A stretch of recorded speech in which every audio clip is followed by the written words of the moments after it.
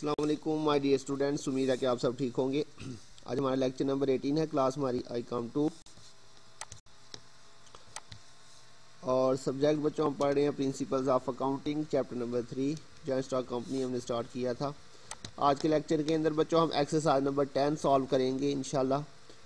तो सबसे पहले बच्चों इसकी रिक्वायरमेंट पढ़ लेते हैं। लिखा हुआ you are required to show general entries in the books of company.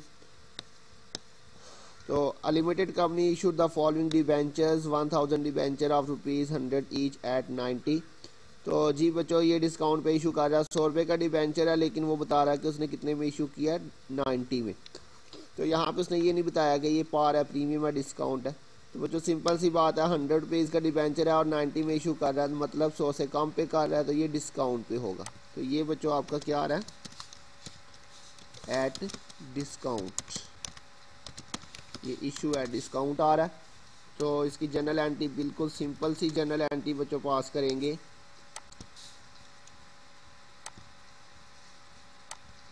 जी बच्चों, तो डेट उसने नहीं बताई हुई है आपको, ये नंबरिंग दी हुई है, नंबर लिख लेंगे, यहाँ पे आ जाएगा नंबर ए। वो जो डिस्काउंट पे हम डिबेंचर्स इशू कर रहे हैं, क्या एंट्री हो जाएगी, बैंक अकाउंट डेबिट हो जाएगा, और डिबेंचर डिस्काउंट जो है ये भी हमारा डेबिट हो जाएगा, और डिबेंचर अकाउंट जो है ये हमारा क्रेडिट हो जाएगा। तो डिबेंचर के सामने मैंने आपको बताया था हमेशा पार वैल्यू के साथ लिखना होता है। 1000 डिबेंचर है और ये इंटू 100, 1000 इंटू 100, तो ये आपके पास बच्चों टोटल यहाँ पे कितना आ जाएगा, 1 लाख। और डिस्काउंट के सामने बच्चों जितना डिस्काउंट है वो आपने लिखना है। तो 1000 डिबेंचर्स इंटू डिस्काउंट बच्चों देखिए कितना आ जाएगा, ये बच्चों 100 रुपये का डिबेंचर है और वो 90 में इशू कर रहा है, तो 100 माइनस 90, तो ये आपके पास 10 रुपये जो है वो डिस्काउंट आएगा बच्चों। तो 10 के साथ मल्टीप्लाई करेंगे तो यहाँ पे आपके पास 10,000 जो है वो डिस्काउंट आ जाएगा। और बैंक के सामने बच्चों मैंने बताया था जो नेट वैल्यू है उसके साथ मल्टीप्लाई करना होता है। तो 1000 डिबेंचर और इंटू नेट वैल्यू बच्चों उसने खुद ही आपको बता दी हुई है। 100 रुपये का डिबेंचर था, 90 रुपये में इशू कर रहा है, तो 90 रुपये ही उसका जो है वो नेट वैल्यू है। तो डिस्काउंट बच्चों नेट वैल्यू वैसे आती कैसे है, ये हमने निकाली थी पिछले सवालों के अंदर। पार वैल्यू 100 है इसमें, उसमें से अगर हम डिस्काउंट को जो है वो लेस कर दें, डिस्काउंट को मैंने बताया था लेस करना होता, कितना डिस्काउंट था वो हमने निकाला 10 रुपये, तो 10 रुपये इसमें से माइनस किया तो ये नेट वैल्यू आ जाएगी 90, जो कि उसने खुद आपको दे दी हुई है क्वेश्चन के अंदर। ये आपके पास नेट वैल्यू है। तो नेट वैल्यू के साथ आपने बच्चों बैंक के सामने मल्टीप्लाई करना है, ये आ जाएगा आपके पास 1000 इंटू 90, तो ये मल्टीप्लाई करके बच्चों कितना आ जाएगा, 90,000। टोटल करें बच्चों 90,000 और 10,000 तो ये 1 लाख बन जाएगा। नरेशन आ जाएगी डिबेंचर्स इशूड एट डिस्काउंट।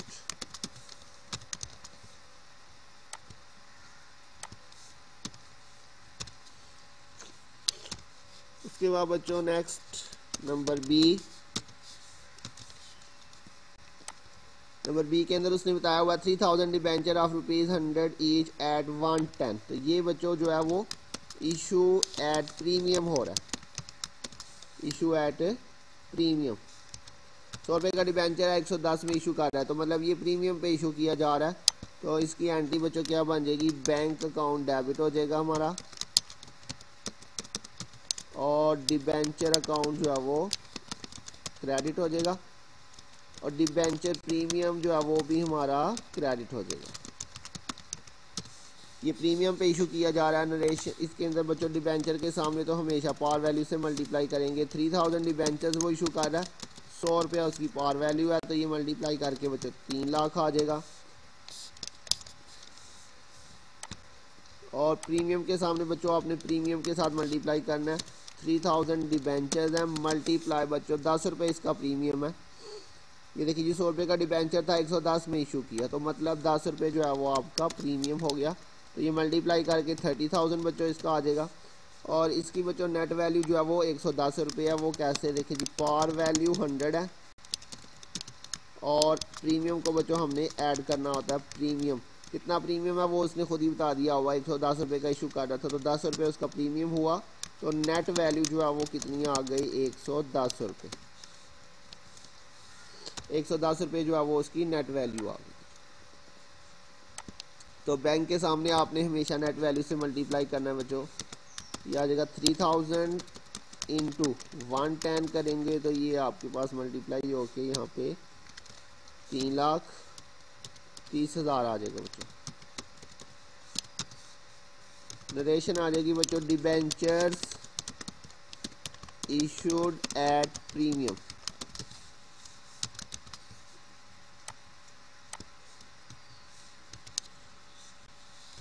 तो ये बच्चों पहली दो एंट्री तो बिल्कुल सिंपल थी। उसके बाद नेक्स्ट जो है उसने आपको कहा हुआ है 10,000 debentures of ₹100 each to a supplier of machinery worth ₹9 lakh. तो जी बच्चों सप्लायर या वेंडर एक ही बात है। ये पिछले क्वेश्चन में भी हमने ये एंट्रीज की थी, लेकिन बच्चों इस क्वेश्चन में और पिछले क्वेश्चन में थोड़ा सा जो है वो रिक्वायरमेंट में फ़र्क है। यहाँ पे बच्चों अगर देखें हम, यहाँ पे उसने आपसे पूछा था pass the general entries for the issuance of debenture. Exercise number 9 में उसने आपसे पूछा था कि आपने जनरल एंट्रीज पास करनी है सिर्फ किस चीज़ की बच्चों, इशुएंस ऑफ डिबेंचर्स की। जबकि इस क्वेश्चन की रिक्वायरमेंट में अगर हम देखें तो उसने हमें थोड़ा सा चेंज किया हुआ है। उसने कहा भाई you are required to show general entries in the books of company. यहाँ पे वो कह रहा है कि जनरल एंट्रीज पास करें। यहाँ पे उसने इशुएंस ऑफ डिबेंचर्स की बात नहीं की। तो बच्चों जब आपसे वो पूछे कि आपने सिर्फ इशुएंस ऑफ डिबेंचर्स की एंट्रियाँ करनी है तो आपने वो क्वेश्चन नंबर 9 के अंदर जिस तरह हमने बच्चों वेंडर्स को डिबेंचर्स इशू किए थे और फिर हमने जो है वो कोलैटरल सिक्योरिटी के तौर पे डिबेंचर्स इशू किए थे, उसकी हमने एक एक एंट्री पास की थी। लेकिन बच्चों अगर वो आपसे पूछता है कि आपने जनरल एंट्रीज पास करनी है डिबेंचर्स इशू करने की, सिर्फ एंट्री नहीं पास करनी है, आपने तमाम जनरल एंट्रीज पास करनी है, तो उस सूरत में हम क्या करेंगे बच्चों, इस एंट्री के अंदर बच्चों मशीनरी परचेज करने की भी पहले एंट्री पास करेंगे और फिर उसके बाद जो है वो वेंडर को डिबेंचर्स इशू करने की भी एंट्री पास करेंगे। तो सी वाली एंट्री के अंदर उसने कहा हुआ जी 10,000 debentures of ₹100 each to a supplier of machinery worth ₹9 lakh. तो इसमें बच्चों दो एंट्रियां होंगी। अब पहली एंट्री तो हम जो है वो मशीनरी परचेज करने की करेंगे और मशीनरी परचेज करने की बिल्कुल सिंपल जनरल एंट्री पास करेंगे। जब हम मशीनरी ख़रीदते हैं तो मशीनरी अकाउंट डेबिट हो जाता है बच्चों हमारा, और वेंडर अकाउंट जो है वो हमारा क्रेडिट हो जाएगा। कितने की मशीनरी है बच्चों वो उसने क्वेश्चन में बताई हुई है, to a supplier of machinery worth ₹9 lakh. Machinery की वैल्यू उसने आपको बताई हुई है 9 लाख। ये 9 लाख आ जाएगा। नरेशन आ जाएगी बच्चों machinery purchased, machinery purchased from या सिंपली मशीनरी परचेज। अच्छा बच्चों पिछले सवाल में हमने क्या किया था, पिछले सवाल में हमने ये वाली एंट्री पास नहीं थी की, क्योंकि उसके अंदर आपसे उसने पूछा हुआ था सिर्फ जो है वो इशुएंस ऑफ डिबेंचर की एंट्री, जबकि यहाँ पे वो पूछ रहा है कि पास जनरल एंट्रीज। तो जब कहेगा पास जनरल एंट्रीज तो उसके अंदर आपने बच्चों पहले एसेट को खरीदने की एंट्री करनी है और फिर उसके बाद आपने वेंडर को जो है वो डिबेंचर्स इशू करने की एंट्री करनी है। अब इसके बाद जो है वो हम वेंडर को जब डिबेंचर्स इशू करेंगे तो उसके लिए हम बच्चों वही एंट्री जो हमने पिछले क्वेश्चन में की थी और मैंने आपको याद भी करवाई थी, वेंडर अकाउंट को आपने बच्चों डेबिट कर देना है। तो बच्चों वेंडर अकाउंट को आपने किसके साथ डेबिट करना है, जितने की मशीनरी होगी, ये लास्ट क्वेश्चन में भी मैंने बताया था। और डिबेंचर जो है वो हमारे क्रेडिट हो जाएंगे। डिबेंचर अकाउंट, डिबेंचर के सामने आपने डिबेंचर के साथ मल्टीप्लाई कर देना। ये लिखा हुआ है 10,000 डिबेंचर है और जो है वो 100 का एक डिबेंचर है, तो ये आ जाएगा बच्चों 10,000 इंटू 100। तो ये मल्टीप्लाई करेंगे तो बच्चों ये आपके पास 10 लाख आ जाएगा। जी बच्चों तो ये आपके पास 10 लाख आ रहा है। अब बच्चों यहाँ पे देखिए 1 लाख है और इधर 10 लाख है, तो हम इसका डिफरेंस ले लेते हैं। तो 1 लाख का डिफरेंस आ रहा है बच्चों, उसके लिए मैंने आपको बताया था कि डेबिट साइड पे डिफरेंस आए तो आपने यहाँ पे लिख लेना है डिबेंचर डिस्काउंट,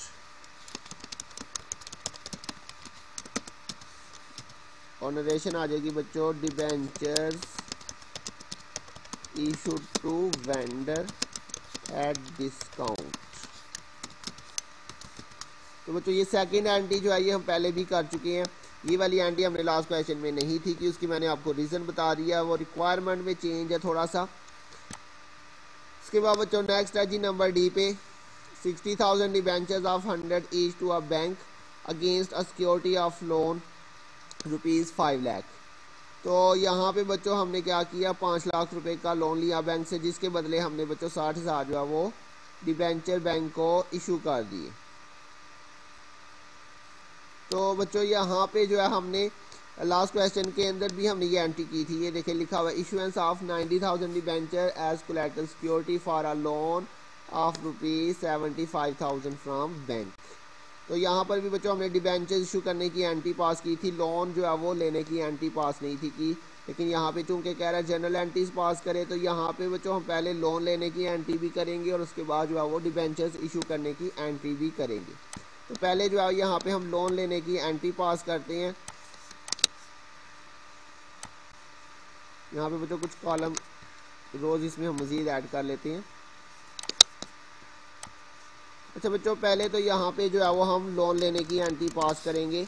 लोन लेने की बिल्कुल सिंपल जनरल एंट्री पास करेंगे। जब हम बैंक से लोन लेंगे तो हमारे बैंक अकाउंट में इजाफा हो जाएगा और बैंक लोन जो है वो हमारी लाइबिलिटी है वो क्रेडिट हो जाएगी। कितना लोन ले रहे हैं बच्चों, ये इसमें क्वेश्चन में मेंशन किया हुआ है। 5 लाख रुपए का हमने बच्चों लोन लिया बैंक से, ये आ जाएगा 5 लाख। तो नरेशन बच्चों आ जाएगी लोन रिसीव्ड फ्रॉम बैंक। बिल्कुल सिंपल जनरल एंट्री हमने बच्चों पास की है लोन लेने की। ये एंट्री हमने लास्ट क्वेश्चन में नहीं थी की, क्योंकि वहाँ पे उसने जस्ट इशुएंस ऑफ डिबेंचर्स की बात की थी। अब इसके बाद बच्चों जब हम उसको डिबेंचर्स इशू करेंगे एज अ कोलैटरल सिक्योरिटी, तो उसके लिए मैंने आपको एंट्री याद करवाई थी। जब हम डिबेंचर्स इशू करेंगे एज अ कोलैटरल सिक्योरिटी तो एंट्री करेंगे debenture account debit, sorry debenture suspense account debit और डिबेंचर अकाउंट क्रेडिट। कितने डिबेंचर्स इशू कर रहे हैं बच्चों वो उसने क्वेश्चन में मेंशन किए हुए। 60,000 डिबेंचर है और 100 रुपये का एक डिबेंचर है। ये आ जाएगा 60,000 इंटू 100, तो ये मल्टीप्लाई कर लेते हैं जी 60,000 इंटू 100, तो ये बच्चों 60 लाख आ रहा है आपके पास। तो नरेशन आपके पास बच्चों आ जाएगी debentures issued as collateral security. तो बच्चों इस क्वेश्चन में और पिछले क्वेश्चन में सिर्फ क्या फ़र्क हुआ मैंने आपको बता दिया कि पिछले क्वेश्चन में चूंकि उसने जस्ट आपसे पूछा था कि आपने जो है वो इशुएंस ऑफ डिबेंचर्स की एंट्रियां करनी है, तो उस क्वेश्चन के अंदर बच्चों हमने जो है ये वाली एंट्री मशीनरी परचेज करने की और लोन लेने की एंट्री पास नहीं थी की, सिर्फ ये वेंडर वाली और ये वाली एंट्री की थी। लेकिन यहाँ पे चूँकि उसने रिक्वायरमेंट थोड़ा चेंज कर दिया, उसने कहा हुआ है पास जनरल एंट्रीज। तो जब पास जनरल एंट्रीज कहेगा तो बच्चों फिर आपने जो है वो एसेट परचेज करने की एंट्री और लोन लेने की एंट्री भी साथ कर देनी है, अदरवाइज जो है वो आपने सिर्फ डिबेंचर्स इशू करने की एंट्री करनी है। तो जी बच्चों ये वाला चैप्टर भी हमारा कंप्लीट हो चुका है। मुझे उम्मीद आपको समझ आ गई होगी। अगर किसी पॉइंट की नहीं समझ आई तो बच्चों ज़रूर पूछिएगा। अपना ध्यान रखिएगा। बहुत जल्द मिलेंगे नेक्स्ट लेक्चर के साथ। तब तक के लिए अल्लाह हाफिज़।